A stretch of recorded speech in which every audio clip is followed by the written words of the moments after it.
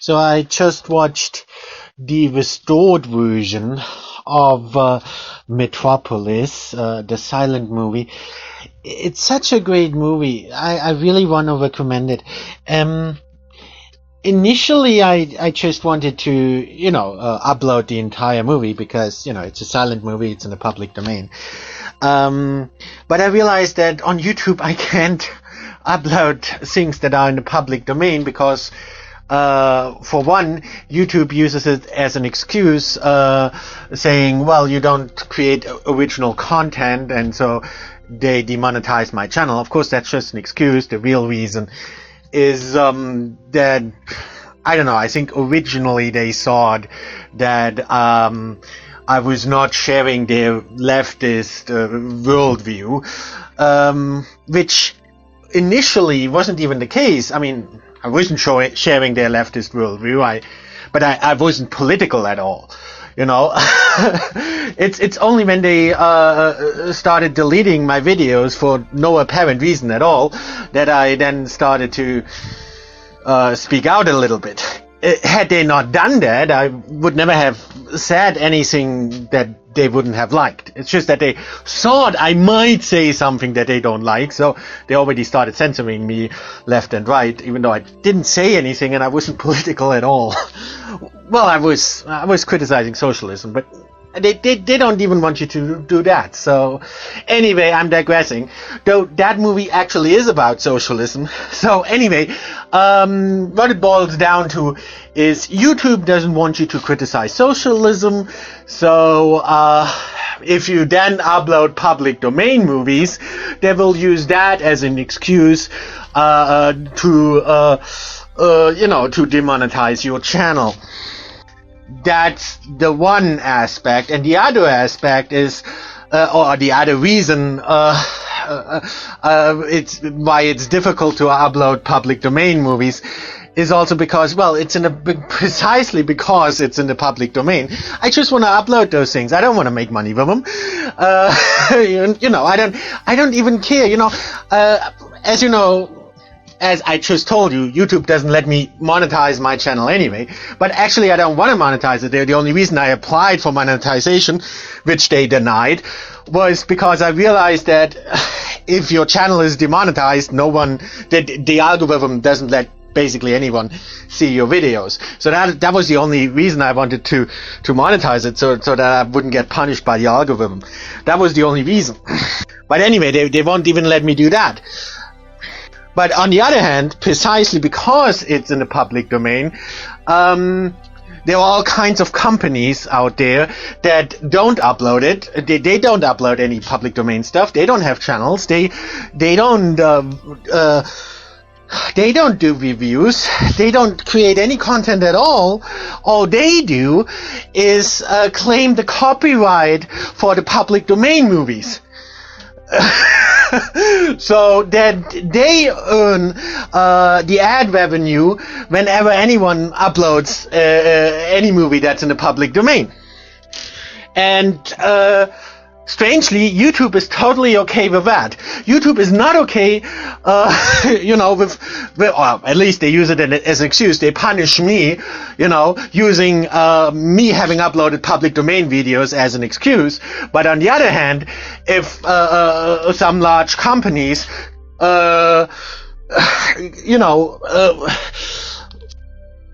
basically fraudulently claim that they would own the copyright to content that is in the public domain, and those companies then make a fortune with that because they claim the copyright for pretty much any movie that's in the public domain and that's on YouTube, that anyone uploaded on YouTube, and they get all the all the ad revenue from those videos, then that's apparently totally fine with YouTube, because that's been going on for like almost a decade now, and already like a decade ago, I brought this to the attention of YouTube, and they did nothing. They knew that for at least a decade, and they didn't do anything.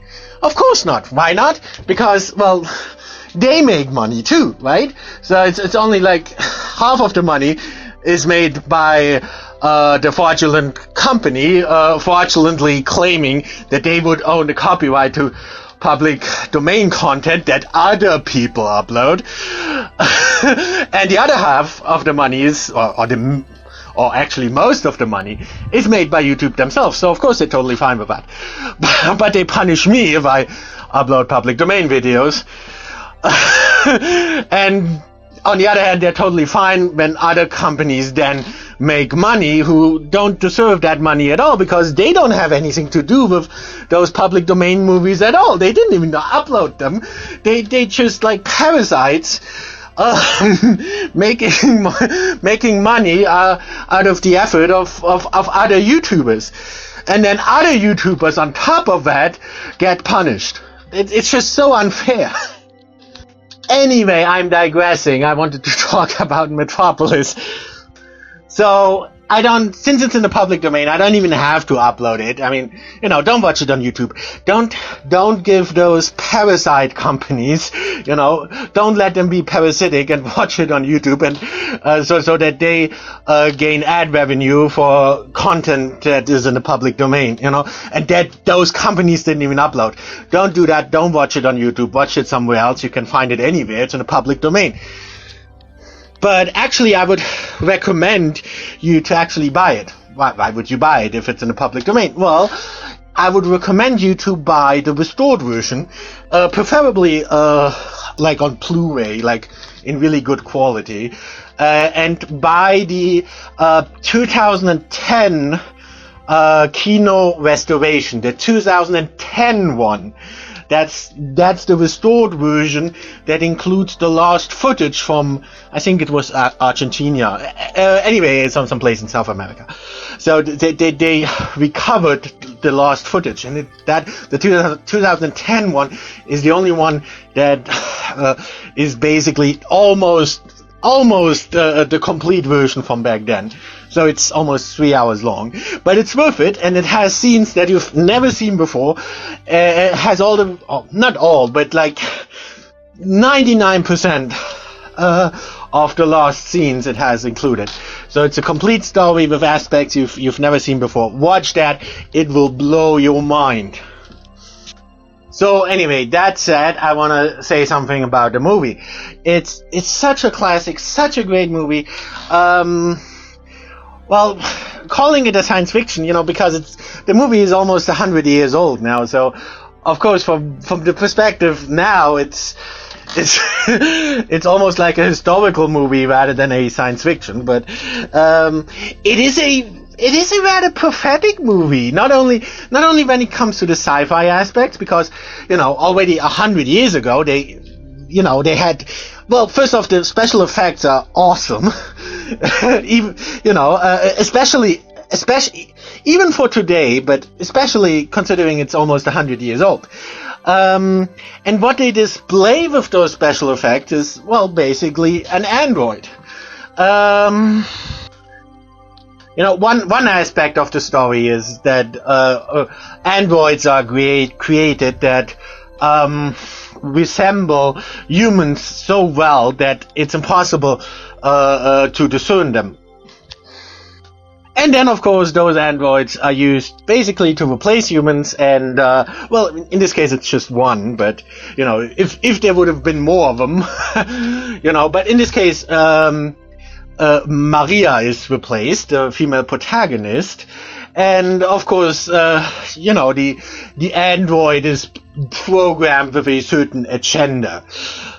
But actually the movie is really about socialism, because actually the entire vision of the future, aside maybe from the futuristic aspects like with the androids and stuff like that, but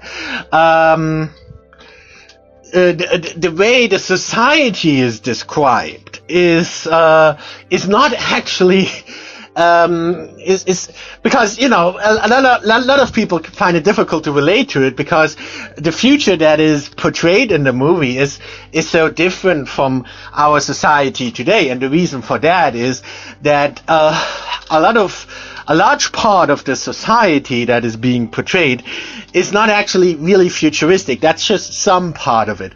The main part is actually Well, it's just, basically how socialists, communists and socialists back then,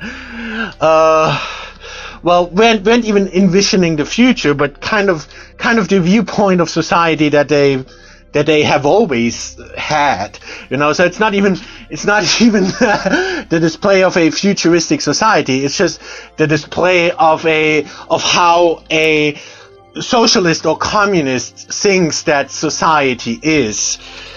And he doesn't even think that that's in the future, but that's kind of how they always perceive society. Actually, that's kind of how they always perceive the present society.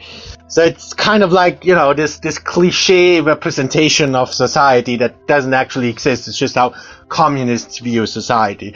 Namely, you have like the upper class who exploit everyone, and then you have the workers, who, in this case, they're actually literally underground and, get oppressed and have nothing and work for the evil capitalists. And there is no middle class at all. And of course, that's not how society is today. That's not how society was back then. That's just a cliche. And now you may say, well, what? Fritz Lang, the filmmaker, was he a socialist? No, he wasn't a socialist. He was very much opposed to socialism, any form of socialism, including National Socialism, which followed shortly after the movie was released. And the National Socialists actually loved the movie. They loved it so much that, according to Fritz Lang, they wanted to make Fritz Lang the director of the German film industry, which, when the Nazis came to power, it was basically, the film industry basically started to be state-run. Everything started to be state-run because it was essentially socialism. It was National Socialism, but still things were nationalized. You couldn't really have private companies. You couldn't really have a private film industry either. So even the film industry was nationalized. Was state-run. And they wanted Fritz Lang, because they were so impressed with Metropolis, that they wanted Fritz Lang to head the German film industry. Even though they knew that he didn't exactly like them. Well, first off, he was kind of Jewish. And according to Fritz Lang, Goebbels just said, well, we decide who's Jewish and who's not. So, basically saying, well, as long as the Nazis say that he's not Jewish, then he's not Jewish, so that won't be a problem. And that's actually true. That's actually how the Nazis did it. A lot of people they labeled as, evil Jews weren't actually Jews. It was just people that criticized the Nazis, but kind of like YouTube does it nowadays, If you criticize YouTube, they will censor you, and of course they won't say, well, we're censoring you because you're criticizing YouTube. They will say, no, we're censoring you because you're a Nazi. And it's kind of the same logic that Nazis used, no. We're not demonizing you because you were criticizing our glorious Nazi party. No, we're demonizing and slandering and attacking you because you're an evil Jew. Yes, that's the true reason. Even though most of the time the person wasn't even Jewish. And of course, it also worked the other way around.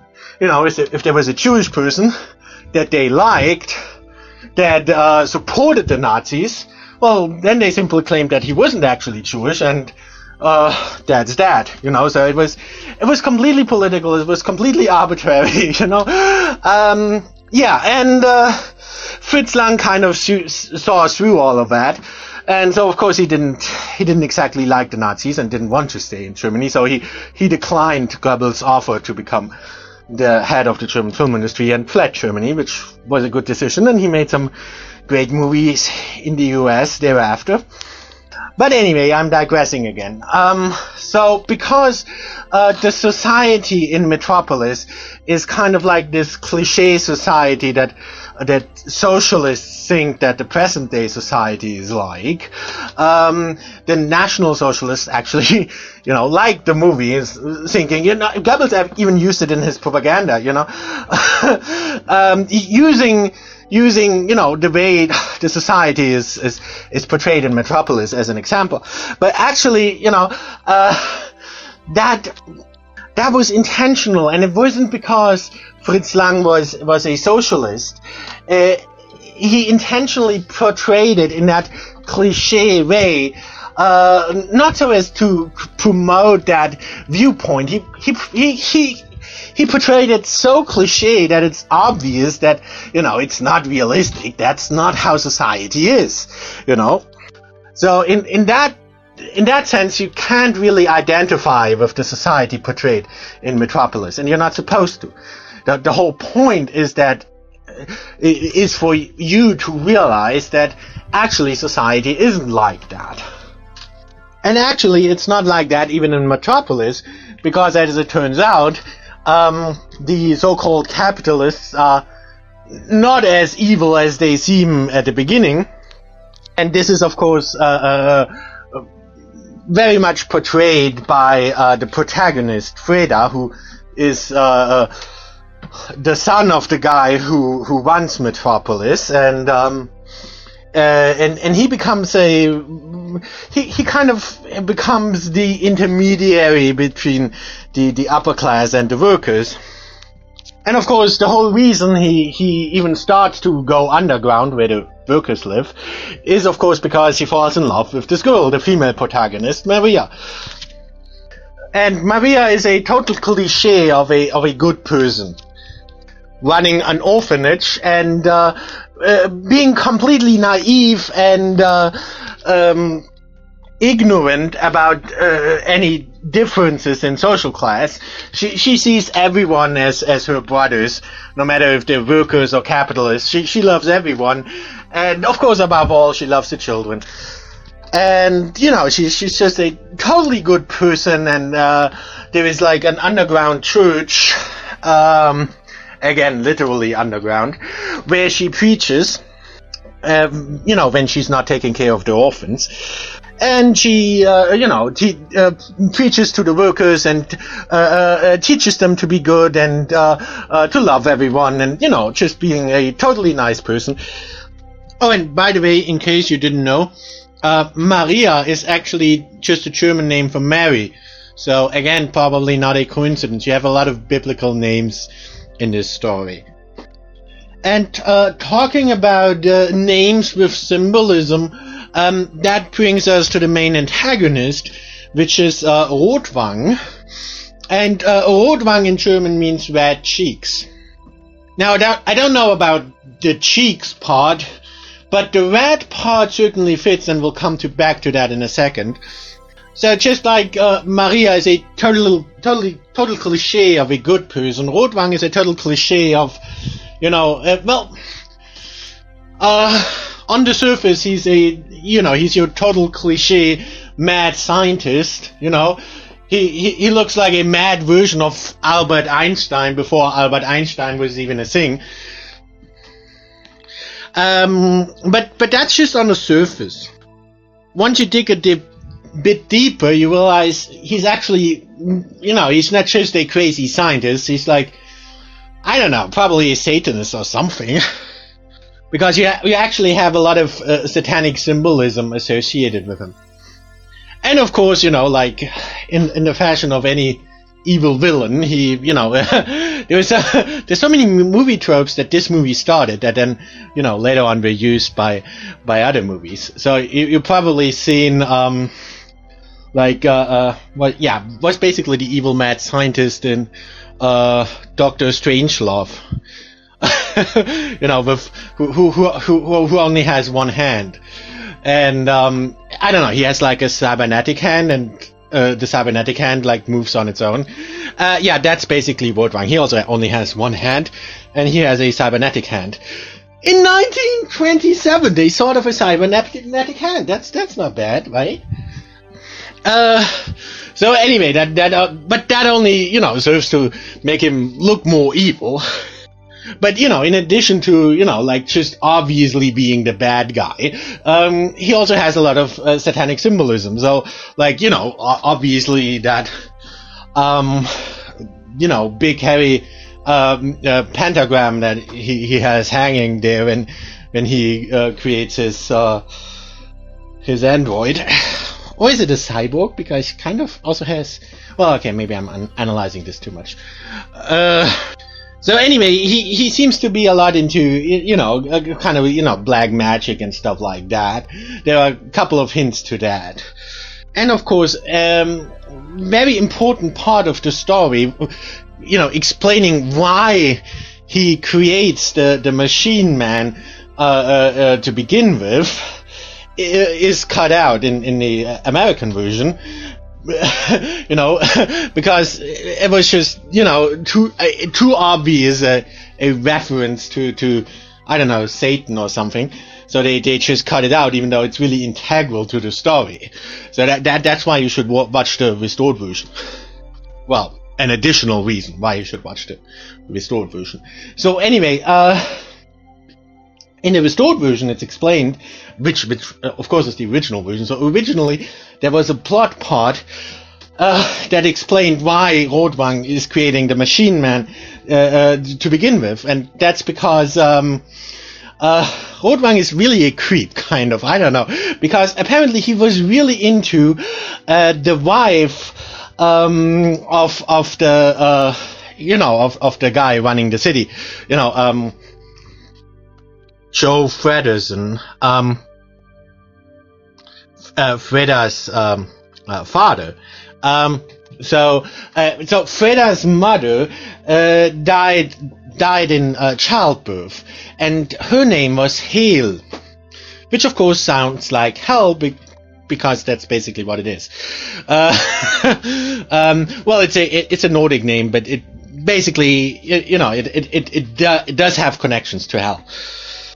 That's why they cut this story part out, because they don't want a character whose name almost sounds like hell, but it's important because, well, anyway. So Hale is Freda's mother. She dies in childbirth, and Rotwang actually had a thing for her. It's kind of alluded that apparently he was really into her, even though she was actually married to Freda's father. But Rotwang, being the evil creep that he is, was really into her and really loved her. And being the total creep he is, he built a huge statue for her underground that he actually even shows to Fredersons. And being the total creep he is, he's totally upset that the wife of this other man that he was not at all secretly into, he was really upset that she died. So he not only built that giant statue in her image, he also built that robot in her image. So that's why he creates the robot in the first place, because originally he creates it in Hale's image. But then, of course, he kidnaps Maria because he conspires with Fredersen to give the android Maria's image, so that she then replaces the real Maria. And Fredersen then gives her the command to lead the workers into a revolt against himself. Now you might say, wait a minute. He conspires with that evil, crazy inventor, scientist dude, to replace this, basically saint, and basically turn her into an evil android version of herself, so that she then leads the workers in an uprising against himself? That doesn't make any sense. It actually does. Because, believe it or not, that's actually what a lot of people in power, and okay, it sounds a bit like a conspiracy, but, if you look at the imagery, a lot of it is inspired by the Russian Revolution. It's very obvious. How was the Russian Revolution started? Well, the Bolsheviks would want you to think that it was started entirely by the workers, spontaneously by the workers themselves. Bullshit. Basically, if you look at the violent communist revolutions that were successful, none of them were spontaneously started by the workers. That's maybe what they claim in their propaganda. Actually, all of them had powerful supporters behind them. Oftentimes, people with ulterior motives. Oftentimes, it even included rich people, which, seems counterintuitive, but it's not. And of course, especially, maybe you've seen the protests in Hong Kong nowadays, or any protests against any authoritarian regime, basically, the worst thing for an authoritarian regime is if you have peaceful protests. One famous peaceful protest that I recall because I experienced it was, of course, the peaceful protests in Eastern Germany that led to the collapse of the Berlin Wall. Those were, let's say overall they were peaceful. And I'm saying overall because, of course, there were some instances where they were not peaceful, but that was actually intentional. That was done by the secret police. So when there were those peaceful protests led by the church, nonetheless, led by preachers like Maria, leading them into peaceful protests against against the regime, against people getting shot when they want to leave the country and stuff like that. People being imprisoned for life for speaking out against terrible injustices, stuff like that. And peacefully protesting against that. And it had a huge effect. And of course, the Stasi had no way, the secret police had no way to control that. So, of course, what they did is they sent in Stasi agents into the demonstrations, and those Stasi agents were given the order to rile up the protesters, make them commit violent acts. But of course, it didn't work because the Stasi agents were exposed. But, that's the worst thing that can happen to a totalitarian regime. If they have a huge opposition that is peaceful. And that's kind of, the situation that Feddersen is in right now. So that's why he conspires with Wurtwang. Because he wants the violent revolution. He wants the protesters to be violent. Why? Because then he has an excuse to crush them. That's the whole point. Anyway, I won't say more because I want you to watch the movie. The original version is almost 3 hours long, so a lot of people are complaining, well, you talk too much. That was like, it wasn't even 30 minutes, which is nothing compared to 3 hours. But, but it's 3 hours that are worth it. So, and, well, in case 3 hours are too much for you, then, well, you basically have the movie now in 30 minutes. Of course, I won't really tell you how it ends, because I do want you to watch it. But I can tell you that because that's already said at the beginning of the movie, and that's basically the tagline. It's a very nice movie with a beautiful message, and the message is, of course, that, the connection between the head and the hand, the head and the hands needs to be the heart, and that's, you can see that kind of in the android. The android has no heart, so the android acts accordingly, very heartless. Brigitte Helm plays that perfectly, because of course she has a double role, playing the evil android, the evil version of Maria, and of course playing the original good Maria, and she plays that perfectly, and just the contrast between the good Maria and the evil Maria, and the way she plays it, it's great. And of course the imagery and symbolism, it just blows your mind. You gotta watch it.